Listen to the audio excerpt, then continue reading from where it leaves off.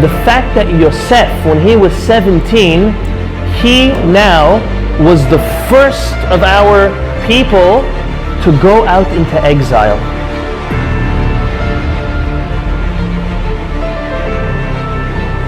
This week's Parashat is Parashat Miketz.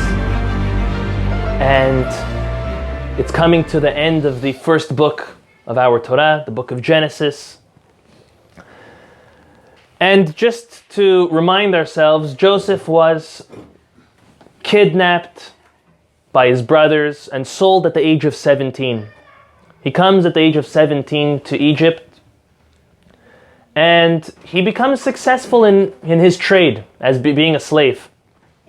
He becomes the head of the slaves. And not even a year later, or just a year, thank you, everyone had part of the mitzvah. Baruch atah Adonai Eloheinu melech haolam she'akol nהיה bidbaro. Amen. At the age of 18, he is thrown into jail for a crime that he never committed. Yet obviously it was the will of God, so he took it. We don't see that he ever complained until the end. We'll speak about that in a moment. But he never complained being thrown to jail. He accepted that as the will of God. He's there for 10 years. He's also raising in the ranks in jail. He's the head of the jail. And then there's these two interesting fellows that get thrown into jail. The butler and the baker. And they have their dreams, as we know. He interprets them through the inspiration of the divinity of God, obviously. And on Sarah Mashkin's, the butler's way out, he says, hey, when you speak to your Paro, tell him about me. Don't forget. And to that, our commentaries, the Midrash learns that he was punished and he has stayed an extra 2 years. So Joseph now is in jail for a total of 12 years. And then we come to the beginning of this week's Parashat, where Paro has his series of dreams. And the first dream Paro has is about these 7 fat cows that emerge from the Nile River. They come out looking healthy, stocky, beautiful cows. And after them, these 7 rigid, malnourished, horrible, evil-looking cows, and they devour the 7 healthy ones, and they don't even look like they even ate anything. We don't see any difference on them. And he gets up and he's frightened. Okay. His second dream was a dream of a similar type of dream. It was a stalk of wheat with 7 kernels, a nice and healthy one. And again, a horrible looking one with 7 horrible wilted kernels, eating the healthy one as if nothing. There was archaeology done in Egypt, and they said that they found the bones of 7 cows. And they wanted to know, which cows were they? Were they the cows of the 7 healthy, the bone of the 7 healthy cows, or the 7 malnourished, evil cows? And what was the answer? Evil ones. What was the answer? Oh, the skinny ones. No. The evil was a dream. It was only a dream.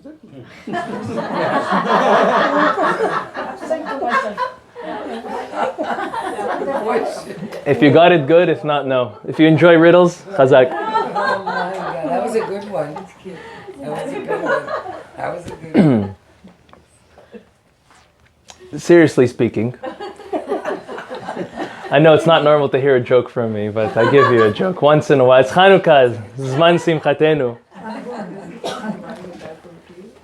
We didn't know you could joke. So finally, Sarah Mashkin remembers. He says, whoa, I remember there was this Jew boy that was in the jail with us, and he knows, the slave, yeah, that he knows how to interpret dreams. He was true. He was 2 for 2. He was true on my dream, and he was true on the baker's dream. You should really consider bringing him in. And so he was. And Joseph was the age, if anyone was keeping up with the numbers, he was 30 years old when he stood in front of Pharaoh. Right? 17, 18 he was in jail, plus 10, plus 2, the age of 30. He was 30, standing in front of the most powerful man in the world at the time. And he interpreted his dreams. And we're going to analyze, why was Pharaoh happy and accepting the interpretation that Joseph gave over all of the advisors, philosophers, and wise men? Why specifically this 30-year-old prisoner who lived almost half of his life in jail, why did he like his interpretation better? Before we get to that, there's a verse that the Zera Shimshon analyzes, and he says, if we look at the second dream, the way the verse talks about it is very peculiar. First it says that he saw the stalk of wheat with the kernels on it, and he sees that the deficient one eats the healthy one. And then it says he gets up, vaikatz. He wakes up, vaikatz paro v'yineh halom. He gets up and there's a dream. The next pasuk says, vayiba boker vatipaim ruho. The next morning, he's distraught. He's bothered with the dream. So he asks 3 questions on this pasuk. If you get them good, if not, it's fine. At least you'll appreciate the answer. He asks, why was he only disturbed the next morning? He should have been disturbed right away. If anyone has ever waken up in the middle of the night and had a bad dream, it's very hard to go back to sleep right away. People lose nights of sleep over bad dreams. How is it that it says vaikatz. He woke up in a startle from the dream. And then next morning, he was bothered about it. He says that was a little weird. The second thing that he says, a question that he asks at Zera Shimshon is, what does it mean that he woke up? He had the dream, and fine. I understand by the first dream, he had to wake up, realize it was a dream, go back to sleep. But at the end of the second dream, why did he need to wake up before the morning or at the morning? He says it's very choppy language what's going on. And finally he says, what does it say? V'hineh halom, and this was a dream. We know it's a dream. Thank you very much. He answers all 3 of these questions, which might seem a little intricate if you're not looking at the verse itself. Excuse me. With the Talmud that tells us 3 signs that a dream is true. Okay, listen, get ready. First sign is that it is repetitive. It's not a one-time dream. You've dreamt this dream before, and dreaming it over and over and over. That's the first thing. Talmud, Masechet Berachot, page 55. Okay? The next is, it has to be a dream that was dreamt in the morning. Meaning, obviously not a daydream, but a dream that was dreamt towards the end of the night, towards before one gets up. The third thing is, and if you had any hopes of you dreaming many times in the morning about winning the lottery, well, this is going to disprove that. It has to be a dream about someone else. So that ruined that for you. So, listen to, based on that concept, the way, in a genius way, the way the Zera Shimshon answers these questions, this series of questions. He says that Paro woke up after the second dream, Vaikatz Paro. Why? He realized he was dreaming the same dream. Exactly like Joseph says, that the dream of the 7 cows and the other 7 is the exact same dream as the stocks. So he woke up and he's like, whoa, something's going on. First sign, I'm dreaming it over and over. Okay, that's why it says, Vehine chalom. It must be a real dream. Okay, so that answered 2 of his questions already. So now why does it say, Vayhi baboker vatipaim rucho? That was his other question. Well, only in the morning he was distraught? Yes, because he realized he dreamt that dream in the morning, and now he was bothered and he was distraught because he said, wow, there's already 2 signs that this dream, this horrible and frightening dream that I'm dreaming is true. Because it's repeating itself and it was dreamt in the morning. So why didn't he accept the interpretations of the other wise men that he had? What would they say? They would come and say, oh, Paro, you will have 7 beautiful daughters and they will all die and you'll have to bury all 7 of them. That's the 7 cows and then the 7 that eat them. Or they said all types of things that will happen to him. You will have 7 kingdoms, you will have 7 of this, and you will have it and you will lose it. And he was keeping on telling himself, that can't be the interpretation because it's about himself. Paro was saying that was about me. It needs to be about someone or something else. Then when Joseph came, if you read the psukim, when you read this week's Torah portion, it wasn't like Paro said, let me think about it. Let me digest what you're saying. As soon as Joseph said it, he said, you're the one. You're the genius. You have the answer. And he took him in no time from him being overwhelmed with frantic and sadness and depression because of these dreams to saying, Joseph, you was the right interpretation. And Joseph, now you are going to be the genius that takes care of taking us out of this coming issue. What did Joseph come and do? He said, this is not your problem. There's going to be a famine to the world. It's to others. A king never goes hungry, right? It's a fact. It was a problem for everyone else. So he was dreaming a dream repetitively. He was dreaming it in the morning. And then finally Joseph came and said, you know what? It's not about you. It's about others. And therefore, Paro accepted it. That's what made Joseph the 30-year-old slave jail boy. I'm just using that in that term, the way Paro looked at him. His interpretation greater than the rest. Because he said something true and Paro knew it. Paro was no dummy. Paro was smarter than anybody any of us have ever met by far. He was a super genius. He was well educated. He knew everything and anything, and the only thing he didn't know was the Hebrew language. And that was Joseph and his pact.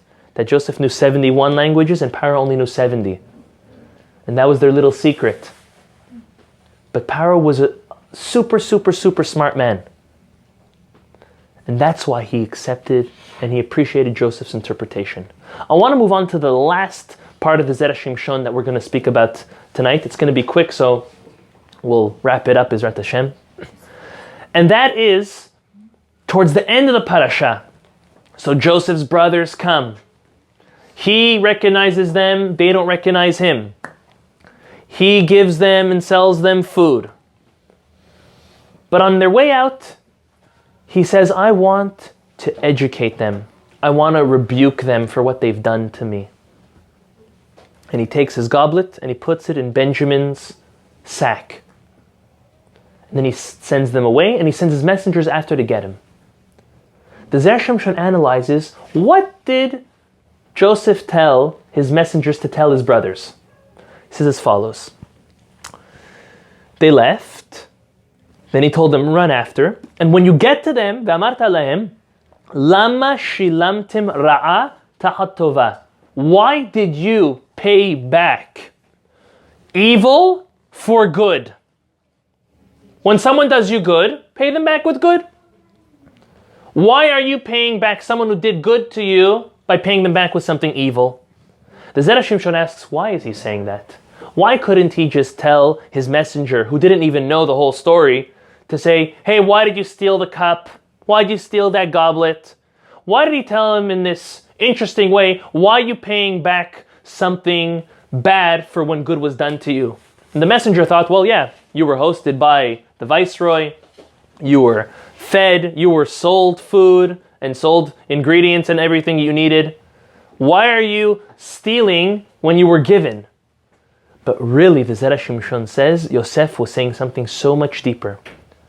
He was telling them, the whole reason why you kidnapped me and sold me was because of jealousy.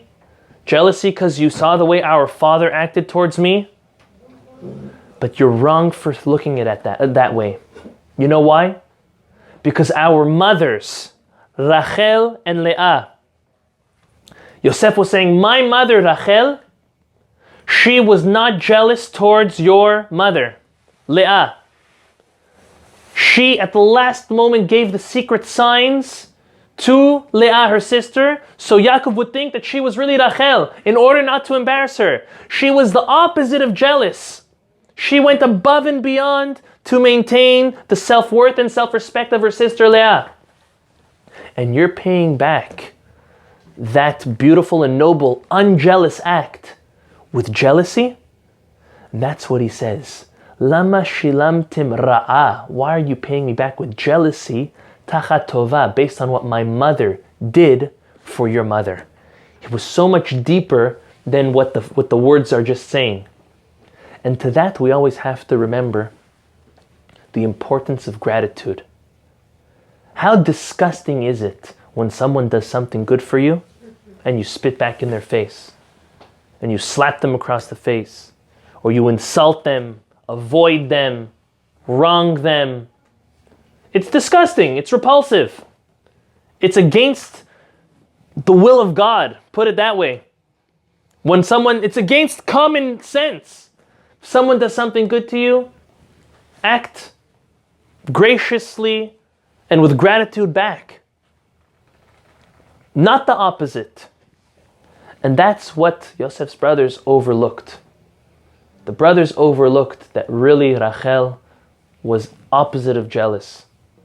And they should have paid him back and expressed their gratitude even for what the mother did to their mother, instead of acting jealous and horrible with them. That's a very strong lesson to all of us. It's a strong lesson that we have to know, to go out of our way to be grateful. Nowadays, I would say sending a text is already not so special. A phone call is worth a lot. A letter is worth more. A handwritten letter. Okay? A visit. It doesn't have to be things that cost money. Even if someone did something which is worth a lot of time and effort and money for you, it's not the amount, it's the quality. It's the quality of the type of gratitude that you display. And this is all the more important when it comes to our spouses. From husbands to wives and wives to husbands. All day, a husband is working in order to provide a livelihood for his wife and children. And all day, a wife is spending in order to provide for the comfort and the emotional and mental balance and stability and the warm and perfect home that she is able to put together for her husband and for her children. It's all day each are working for each other. Yet sometimes how do we repay all of that work? With sour gratitude, being an ungrate, coming with a sour face, screaming, complaining, looking at what they didn't do, looking what he didn't bring home, looking what she didn't prepare. It's just as bad, if not worse. Gratitude starts at home. Gratitude starts with the people that you interact with all the time. It's very nice to call up the rabbi and say, Rabbi, thank you for this, thank you for that. Hang up and start screaming at your wife. What's that worth? Don't call me. Don't say thank you to me. Pretend I'm on the phone and speak to her and say thank you, honey, thank you, honey. It's worth a lot more. To our children, be grateful for the small and petty things. What do we expect of our children, depending on their ages? Very little. But when they do, be grateful, make a big to-do. Because even for you, when they bring you something to eat or drink, or they bring you your slippers, or they come on time, or as they get older, whatever they do, if they show up for Friday night dinner, to you, you think it's an obvious. No, my child brings me my slippers Friday night. My child shows up to dinner Friday night. My child makes his bed when he wakes up. Whatever it is. No. If you're grateful, you will promote them to continue to want to do it. If you are grateful to your children, you will teach them to be grateful individuals. And then you're setting them up for success. Because then when they have real relationships that continue, new relationships in their lives, with friends and with their spouse eventually, they will know how to express it. I can guarantee you, and I'll end off with this, because I can speak a long time on this, but I'll end off with this. I guarantee that most people aren't evil and don't want to hold back the expression of gratitude. Just unfortunately, too many people don't know how to express it. They don't know how to either physically come and bring themselves to verbalize it, or it doesn't even cross their mind that that's the way to do it. But deep down inside, they obviously do feel it. When you do good to somebody, they feel it. It's a good feeling. It's a comforting feeling. It's a warm feeling. No one can disagree with that. If you give something, if you serve your husband something, if you serve your wife something, as much as you're hating each other at that moment, it breaks the barriers. As soon as you come and you say sorry and then you say thank you, everything changes. So on the opposite side, on the side that's always doing for the other, and you're waiting for that action of gratitude or that recognition, have hope and know that it's not being gone and lost to waste. Rather, maybe you need to lead by example and teach the other how to thank, how to be, and to express their gratitude.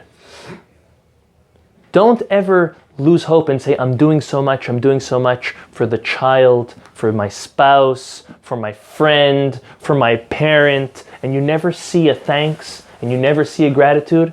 Never give up. Know that they have it inside, yet unfortunately they either don't know or they were never taught how to express it. And the only way to have them do that is by teaching them how to. If you come with a textbook and you say, when I do such and such, this is what you're supposed to answer, it's not going to work. When I bring you a hot muffin with the favorite coffee that you like, you say thank you and I'll do the same for you, it's not going to work.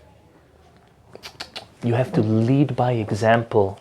And the best is with our children. When our children do something, be grateful. Your spouse will see it. When the grandchildren do something, your spouse will see it when you act and you thanks and you praise them for it. Make it real, make it a part of you. If you live a life with gratitude, and this is obviously between fellow to fellow, there's a whole other element between us to God, and that's sometimes easier and sometimes harder. But start with our relationships here. Lavan tried to trick Yaakov, and Lavan came and said, oh, Yaakov, it's because of God, you and God, that I'm rich. Lavan said, I'm reading through your lies. You cannot say it's because of God. He came and said it's because of God. You cannot say it's because of God that you're rich. First, ben adam lachavero. First realize that it was me that did it for you, and then you could go and thank God. Don't beat around the bush. First, at least in the realm of gratitude, strengthen the relationships we have with others here in this world, and then obviously we can strengthen it with HaKadosh Baruch Hu.